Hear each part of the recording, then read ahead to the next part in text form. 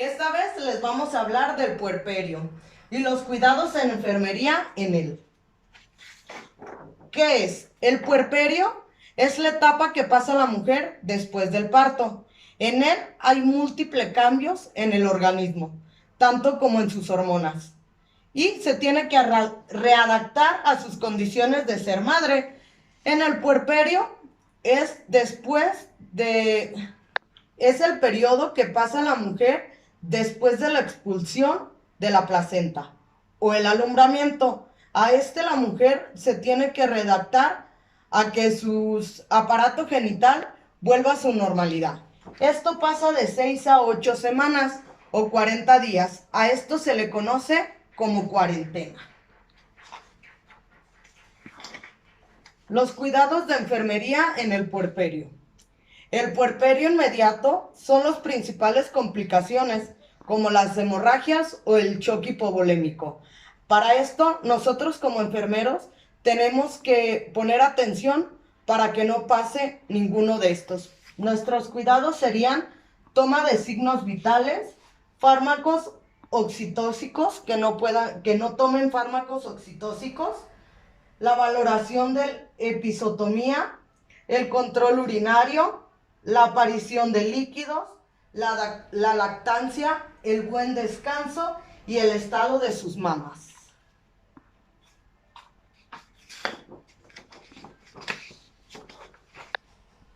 En el puerperio inmediato o intermedio se tendrá en cuenta el estado general de la mujer, el control de sus signos vitales para el descanso previo, vigilar posibles hemorragias o signos y síntomas de infección. Se debe valorar la involución urinaria y los líquidos con el fin de valorar lo máximo uterina. En el puerperio tardío, el trabajo de enfermería es indirecto. Trata de la educación previa al alta del parto o la capacitación de la madre de reconocer signos y síntomas de su domicilio, que sería el puerperio tardío en la educación previa a la alta, que es la lactancia, el regreso de la menstruación y cuidado de las mamas.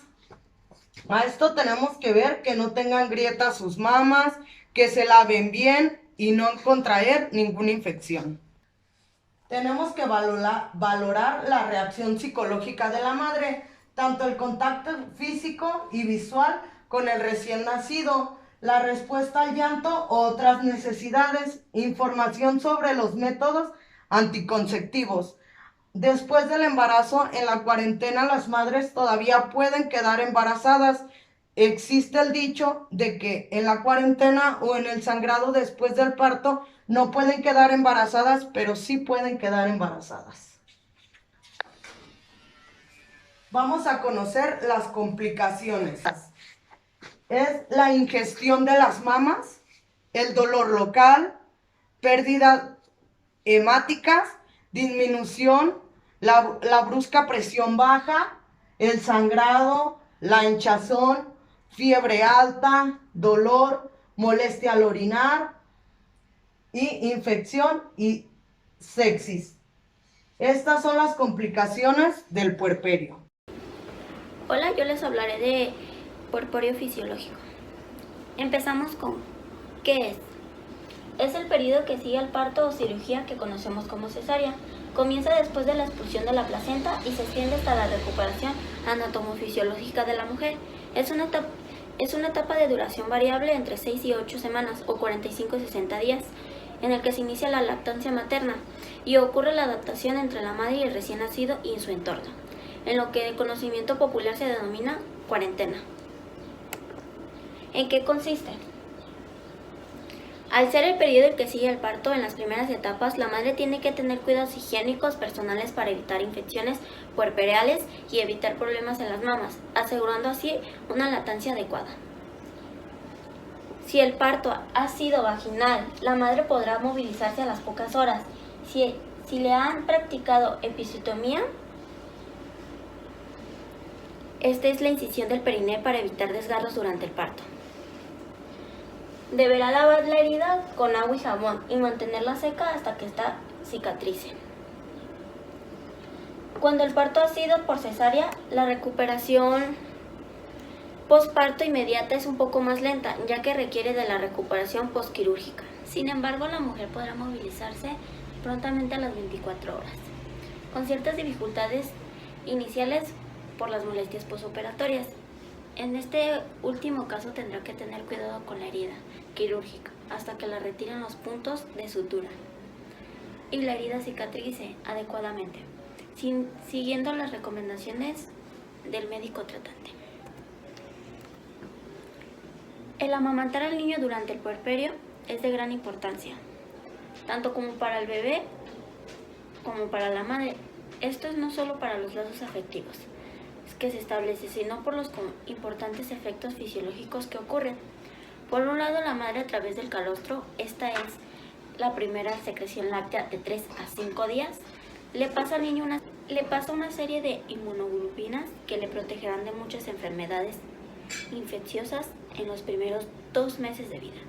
Luego, al amamantar, se producen en la madre una serie de contracciones uterinas que aceleran la recuperación posparto del útero. ¿Para qué sirve?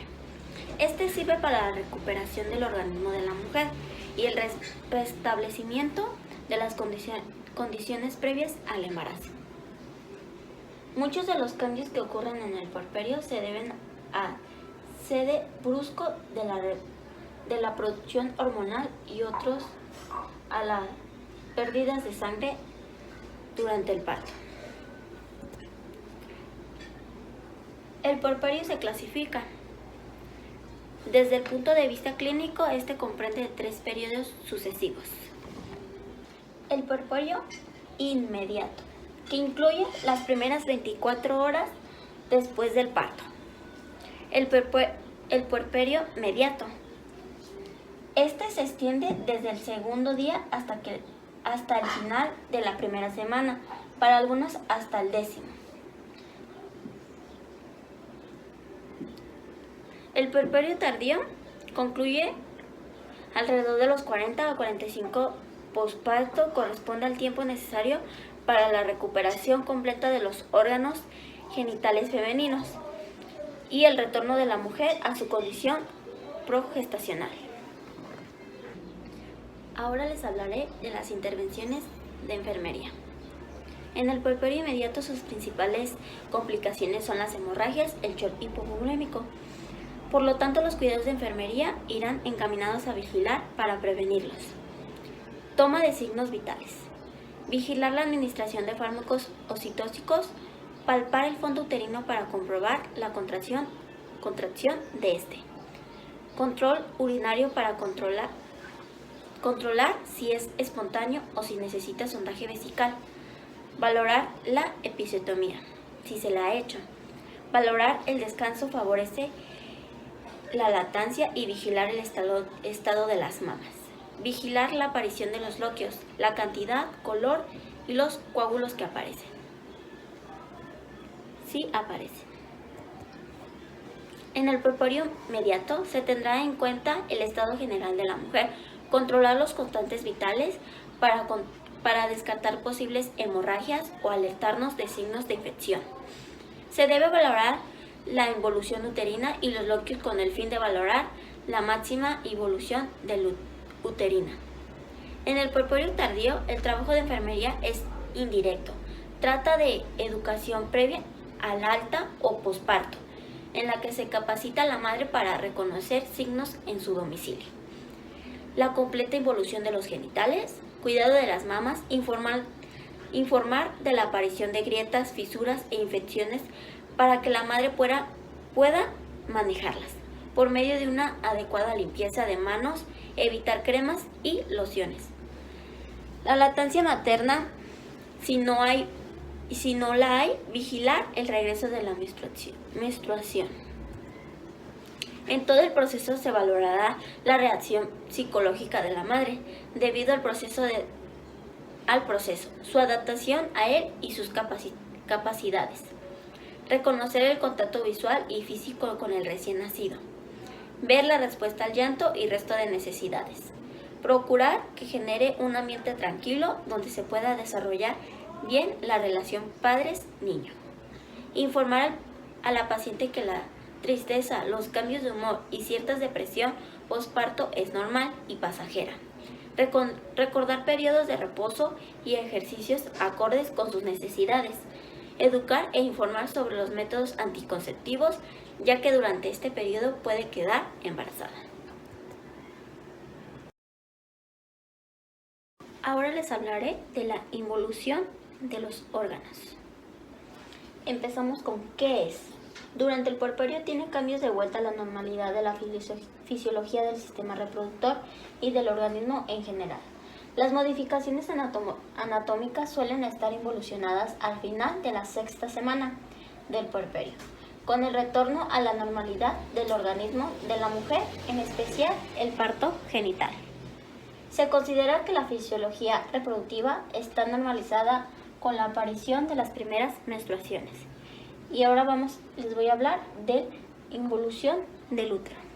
El útero, una vez expulsada la placenta, se contrae y disminuye rápidamente de tamaño. La causa de la involución uterina es un proceso de autólisis, que esta es la atrofia de tejidos y contracción y retracción del propio útero. La contracción del útero permite que se cierren los vasos vasculares de la zona de inserción de la placenta, mediante las ligaduras de Pinard, formándose un globo de seguridad que garantiza una correcta homeostasia. En las 12 primeras horas, el útero se contrae para expulsar los coágulos y asegurar la homeostasia. Estas contracciones por lo general son indoloras y reciben el nombre de euternos. En el proceso normal de la involución, a las 12 horas, el útero se desplaza hacia el hipocondrio derecho. A las 24 horas se palpa el fondo del útero a nivel del ombligo, descendiendo a través de dedo por día, para llegar al 10º día al nivel del pubis, quedando así escondido detrás de este. La capa superficial del endometrio se necrosa y se desprende para formar los loquios, mientras que la capa profunda permanece y en la base de la regeneración del mismo. Ahora les hablaré de los loquios. Los loquios, exudado uterino vaginal, constituido por hematíes, células ceriduales y de la capa de descamación del endometrio y del cérvix. Su cantidad de composición y aspecto varía a lo largo del proceso. La evolución de los loquios presenta las siguientes características. Lochia rubra. 4 primeros días. La secreción es predominante hemática de color rojo, formada por partículas de desecho celular, residual y tromboplástico. Locha cerosa. Hacia el 10º día de secreción, la pérdida aparece mezclando su suero volviéndose rosada. Su composición consta de hematíes, tejido necrótico, leucocitos y bacterias. Lochia alba.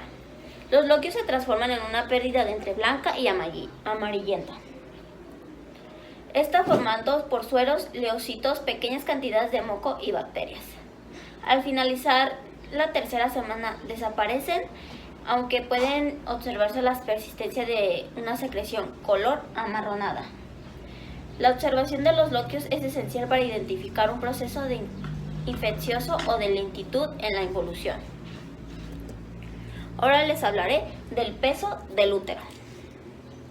El peso del útero se reduce de forma progresiva, pasando de 1.5 kilogramos después del parto hasta los 100 gramos a las 6 semanas del puerperio.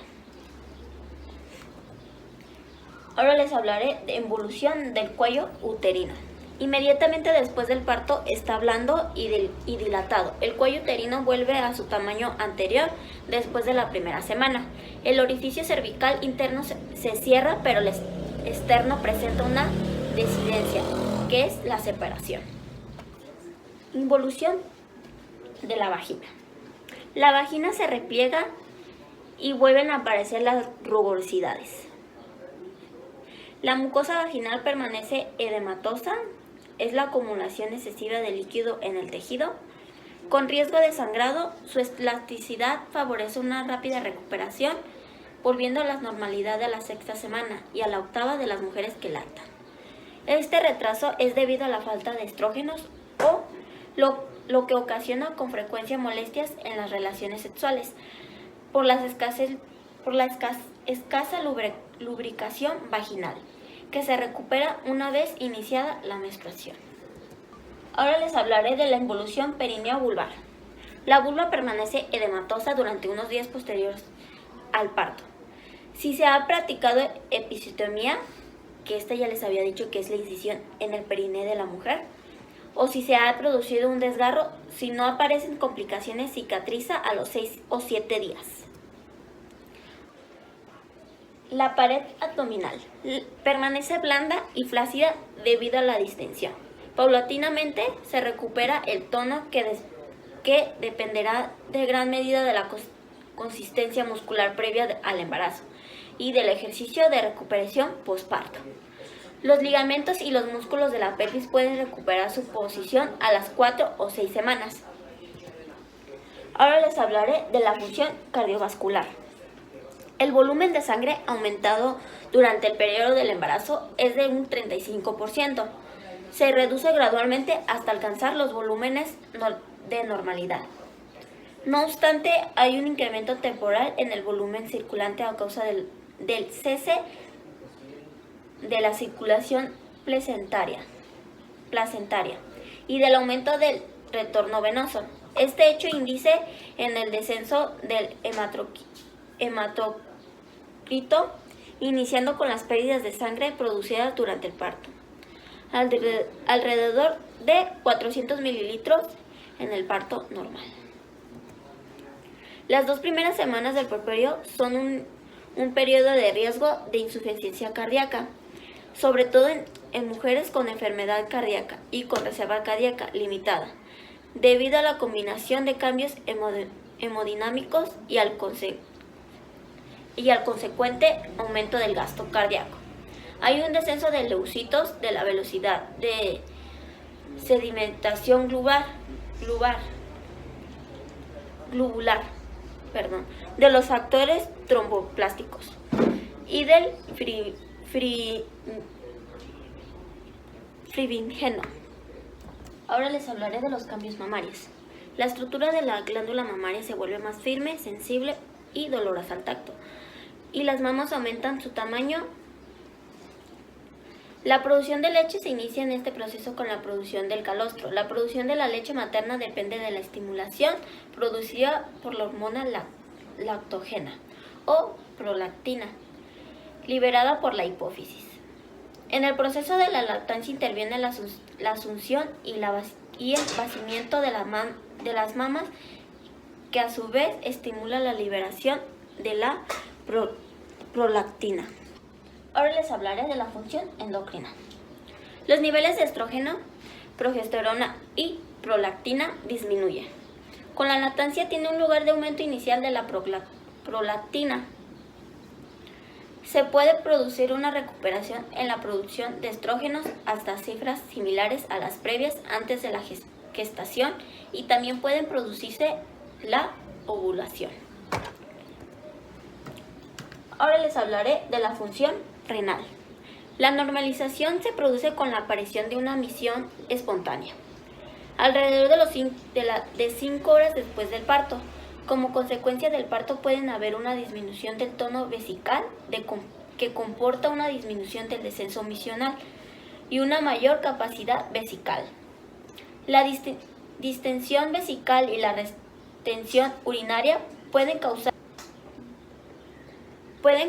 una hiperdistensión de la musculatura de la vejiga.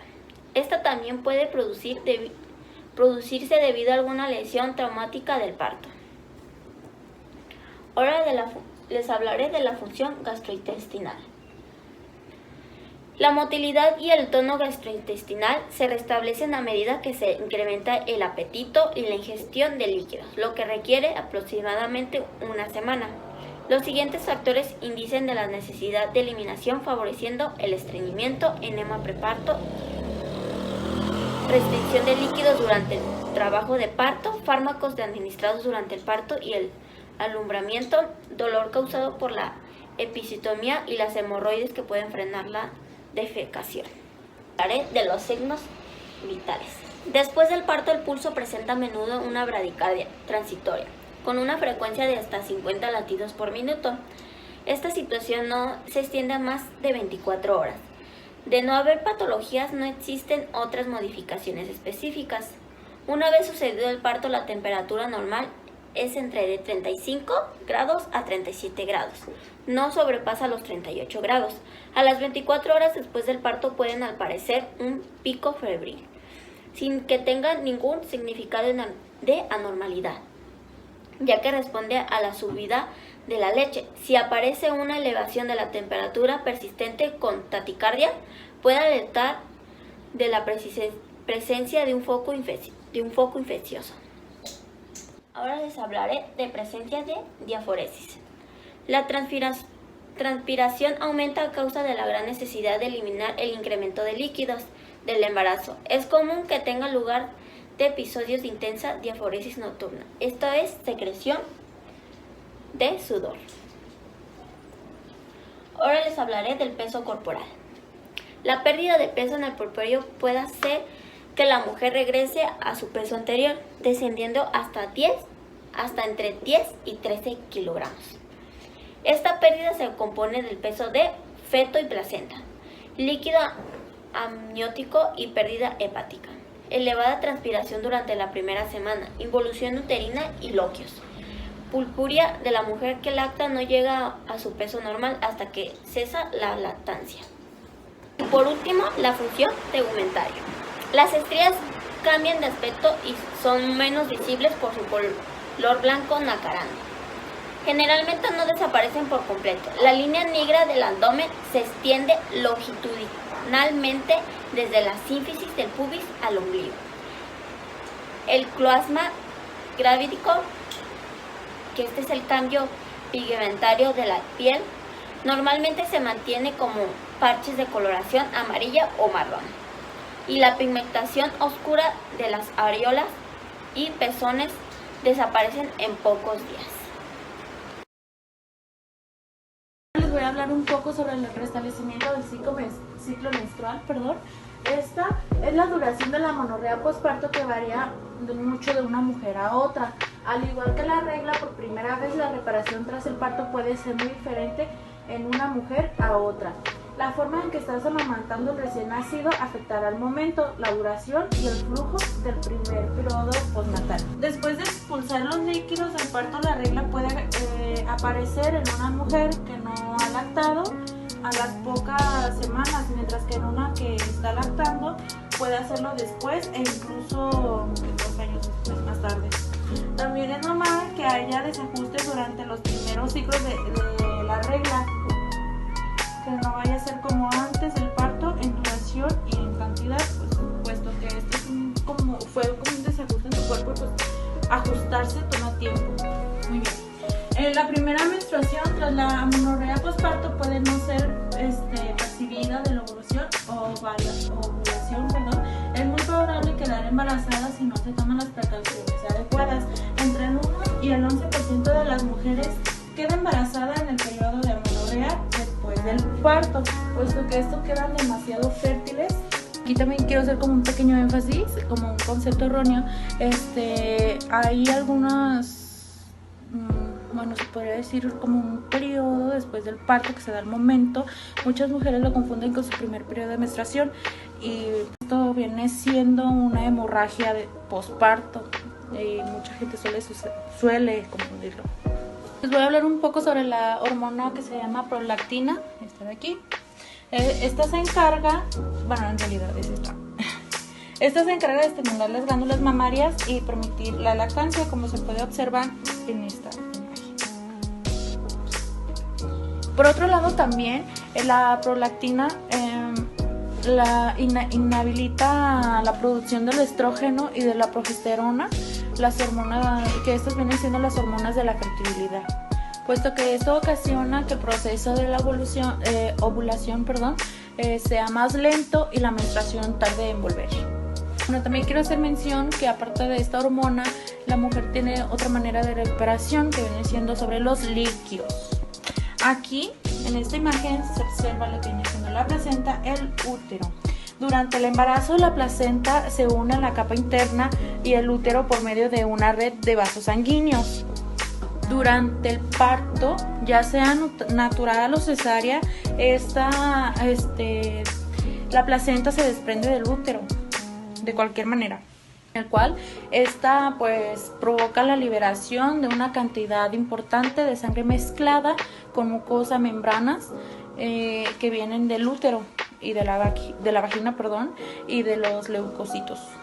Aquí está, como se muestra en esta imagen, este fluido del útero de cualquier manera, el cual esta pues provoca la liberación de una cantidad importante de sangre mezclada con mucosa, membranas que vienen del útero y de la vagina y de los leucocitos. Aquí está, como se muestra en esta imagen, este fluido se llama loquios y puede durar de 4 días a 6 semanas dependiendo del parto y también depende de la mujer. Otra vienen siendo los entuertos. Estos son las contracciones que ayudan al útero a recuperar su tamaño, posición y lugar natural. Aproximadamente el cuerpo femenino necesita de 9 a 12 meses para volver a su estado natural. Todo este proceso dura entre 20 a 40 días. Estos entuertos van disminuyendo conforme va dando la medida del útero que recupera su posición, ya les había mencionado. Uno de los beneficios de los entuertos es que curan los vasos sanguíneos que se han roto con el desprendimiento del placenta y hacen que se produzca el sangrado y los líquidos. Mi nombre es Cintia, les voy a hablar un poco sobre el puerperio patológico. Primero voy a empezar con la definición. Esta se refiere al alumbramiento de 6 semanas o 42 días en el cual los órganos genitales vuelven a su normalidad. Este curso puede ser alterado por múltiples problemas que representan una urgencia. Empezando con la hemorragia postparto, esto se refiere a la pérdida sanguínea de 500 mililitros posterior a un parto vaginal o la pérdida de 1000 mililitros posterior a una cesárea. Esta se encuentra en el top 5 de causas de muerte materna. Sus síntomas suelen ser aturdimiento, vértigo y síncope, más signos de hipovolemia, HTA, taquicardia, liguria, palidez de tegmentos y diaforesis. En atención primaria o temprana, está dentro de las primeras 24 horas posteriores al nacimiento. Y la secundaria está a 24 horas, a 6 o a 12 semanas. Aquí en la secundaria se da la infección, involución del lecho de placentario y retención de productos placenteros. Y acá en la temprana, que viene siendo la atonía uterina, del 50 al 80%, lanceraciones del conducto del parto, que viene siendo el 20%, y retención de productos placentarios del 5 al 10%. Para el diagnóstico, esto es el reconocimiento del sangrado excesivo. En el previo encontramos lo que viene siendo a la expulsión de la placenta, la laceración del tracto genital, coagulopatía, y la posterior es a la expulsión de la placenta, que es la atonía uterina, inversión uterina, retención de fragmentos y placentarios de la placenta acreta. En la orientación del diagnóstico se encuentra la atonía uterina. Este es el sangrado transvaginal abundante rojo, rutilante, constante y de útero flácido con poca o nula respuesta a la estimulación manual en el posparto inmediato. Aquí en el placenta previa se encuentra el sangrado transvaginal activo linoro de cantidad variable, presentando al final bueno, el segundo trimestre o del embarazo sin actividad uterina y o posterior al coito. Aquí en la tercera encontramos el desprendimiento prematuro de la placenta normoinserta. Esta es una hipertonia uterina y sangrado transvaginal con un dolor abdominal y repercusión fetal del grado variable o con sin trabajo de parto, así como esto representa factores de riesgo. Y en la portada encontramos ruptura uterina. Este es un dolor súbito a niveles suprapúbicos acompañado de hipotensión y taquicardia y la pérdida de la presentación de alteraciones de frecuencia cardíaca fetal que indican el compromiso de diferentes. En las complicaciones, estas están asociadas con la transfusión de sangre, la coagulopatía por consumo, coagulación intravascular diseminada, desórdenes hemorrágicos y falla multiorgánica asociada con el colapso circulatorio y la falla de persecución orgánica. Ni la necesidad de histerectomía y la pérdida del potencial reproductivo, necesidad de intervención quirúrgica urgente y complicaciones potenciales. En el pronóstico de esta dependerá de la causa, de la duración y la cantidad de sangre perdida. Además de estas patologías contaminantes, la efectividad del tratamiento. Esta, como les había mencionado, está en el top 5 de casos de muerte materna, entonces esta cuenta con una mortalidad de 4.3%. Bueno, ahora les voy a hablar un poco sobre la infección puerperal. Esta ocurre cuando hay en el periodo transcurrido entre la rotura de membranas o el nacimiento a los 42 días posparto, con la presencia de uno o más de los siguientes datos clínicos. En el número 1 se encuentra el dolor pélvico, 2 flujo vaginal anormal, 3 flujo fáctico transvaginal y 4 retardo en la involución uterina y fiebre. Aquí en los factores de riesgo se encuentran relacionados con peligro general de la infección. También se encuentran los que son relacionados con acontecimientos del parto y otros que se relacionados con los factores de peligro operativo. En cuanto a la etiología, la mayoría del origen viene del polimicrobiano, tanto el microorganismos aerobios como anaerobios, causados por las bacterias presentes normalmente en los genitales femeninos. En el diagnóstico, aquí en esta encuentra con la historia clínica obstétrica completa, antecedentes y evolución del embarazo, signos y síntomas detectados en el examen físico de la paciente. En esta varían dependiendo del sitio del foco infeccioso. También están los estudios de laboratorio, gabinete e imagen. Antes de que se me pase, aquí en las infecciones más frecuentes nacen en el endometrio, que viene siendo esta parte de aquí, y puede incluir algunas estructuras vecinas y bacterias. En las pruebas diagnósticas, en cuanto a estas, la biometría hemática con la diferencial de leucocitos, examen general de orina, cultivos y grandes secreción como la sangre, orina, esputo, heridas, catéteres, secreciones y la muestra tomada transcervicalmente no deben contaminarse con la flora vaginal y cervical. Y lo que viene siendo los hemocultivos. Si se sospecha la participación anexial o peritoneal, se requieren estudios de imagenología como radiografía de abdomen, tomografía de la pélvica y abdomen y tomografía axial computadora. Esta en el tratamiento requiere de su hospitalización y control de condiciones generales y terapia antibiótica. También con terapia de aminas o terapia de esteroides, siempre cuando se necesita. La terapia no farmacológica, que viene siendo la terapia con líquidos o hemoderivados. Estas sus complicaciones consta de una infección anexial, absceso pélvico, también como tromboflebitis pélvica, infección de heridas, peritonitis, embolismo séptico y choque séptico. Quiero hacer mención que en el pronóstico de mortalidad materna global de 3 a 100.000 nacidos vivos. Les voy a hablar un poco sobre los trastornos de lactancia. La primera se encuentra la hipersensibilidad de los pezones. Este es el pezón adolorido en la succión. Es frecuente de los primeros días del amamantamiento. Esto se causa succión en la posición inadecuada que puede ocasionar fracaso en la lactancia.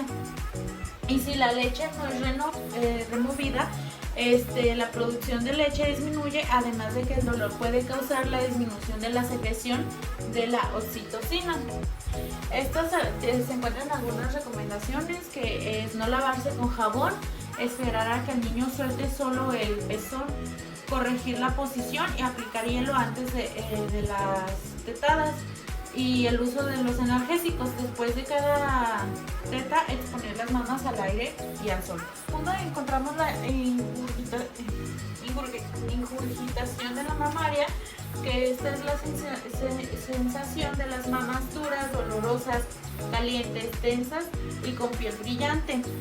Esto se presenta entre las primeras 48 y 72 horas del posparto y es frecuente al no tener inicio precoz de la lactancia o cuando existe la separación de la madre e hijo en los primeros días. Esta puede presentarse en malestar general y febrícula. En sus recomendaciones es masaje mamario preparto, alimentación a libre demanda durante todo el día, uso de analgésicos, compresas frías y excreción parcial de la leche antes de la succión y el empleo de oxitocina. Se encuentran lo que es fisuras o grietas. Esta es la pérdida de continuidad de la piel del pezón o de la areola. Esta causa es secundaria a la trauma por la mala succión o por la resequedad de la piel circundante del pezón y de la areola. Las bacterias, estas pueden entrar al tejido mamario si se deja evolucionar, causando mastitis y abscesos. Sus recomendaciones es corregir posición al bebé, exponer senos al aire y al sol, aplicar calor seco como por unos 15 o 20 minutos 4 veces al día. Realizar expresión manual previa a la succión e iniciar amamantamiento en la mama contraria de la fisura. Aumentar frecuencia de tetadas y disminuir la duración de las mismas, así su protector del pezón. La mastitis es una inflamación del tejido del mamario que conlleva una infección. Está predispuesta por un conducto obstruido, mama demasiado llena o por grietas. Los síntomas suelen ser de lóbulo, eritemazo doloroso en un cuadrante de la mama y predenominado el externo. Esta se presenta mayormente en segunda y tercera semana del puerperio. Si es recurrente o bilateral, se sospecha de una infección estreptocócica. Y sus recomendaciones son aplicación de calor local, uso de sostén de talla adecuada, tratamiento antibiótico y analgésicos y antipiréticos. En cuanto al absceso mamario, esta es la acumulación del exudado purulento producido por una infección bacteriana. Sus síntomas de infección, como fiebre, escalofrío, malestar general, mastalgia, edema blando sobre área inflamada, masa dolorosa, quística, y con eretisma en el pie. Sus recomendaciones son inducir al área áreas loculadas y permitir su drenaje, y no se aconseja la lactancia si la leche está contaminada con pus o si el orificio de drenaje es muy próximo al